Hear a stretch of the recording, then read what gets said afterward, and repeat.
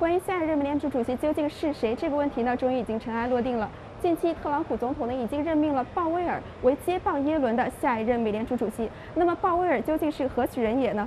在这个时候担任联储的主席，他一方面面临着市场的经济过热，市场的施压的加息，而另一方面呢，来自白宫的压力又希望寻求高发展，希望寻求低利率。这个时候接棒是否是一个烫手山芋呢？今天我们请到演播室讨论的嘉宾是华尔街知名的交易员 Peter Costa。Hi, Peter. Welcome. Thank you. So Trump picked Powell to be the next Fed chair. What do you think his policy will be? Will he inherit Janet Yellen's program, or will he allow Trump to make a stamp on the central bank? Well, I think that first off, coming in, he'll probably maintain the course of direction that the Fed's been on, having a rate hike this year and looking at rate hikes, 2 or 3 rate hikes next year. But I think at some point, he will want to take the reins and become his own man. Even though his policies and his beliefs are pretty much very similar to Janet Yellen's, I think anybody who's going to run the Fed and be a person of that, ilk and that high profile will want to make a statement on his own. But I don't think that's going to happen in the first year or so. And as far as Donald Trump having any kind of input to how he reacts or how he acts, the Fed usually most Fed chairmen usually separate themselves from the president that appointed them. So I don't think that's going to be an issue at all.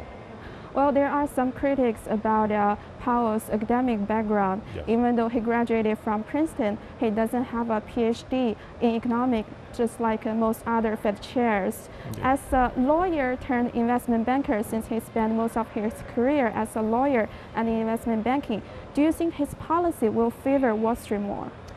That is a great question, and I do believe that it will probably, and I think that was something that Donald Trump had wanted to have, and I think that the Fed should get away from that because they're looking at models and a lot of the things that they're developing in the future plans on where they think the economy should go are based on these models and these dot matrix models that they set up, and they haven't really worked. So to me, I think it's better to have somebody in there that has a fresh approach to not economic theory, but economic factual, where we're going and how the Fed can facilitate that. So I'm well in his corner. I think that it's time for somebody to come in that doesn't have that, that pedigree of being an economist, and he's a very smart guy. So it's not like you're putting in any normal person there. He's very, very smart. So this morning, New York Fed Chair William Dudley just announced he might retire half year early. I'm sad that I'm going to be stepping down, and I'm sad to see Janet stepping down. Janet's done a superb job as chair of the Fed. We're not here for Wall Street. We really aren't. I don't care about what happens to your stock price, for example. We're here for Main Street. We're not here for Wall Street. And I've tried to live that every day in my stewardship of the presidency of the New York Fed.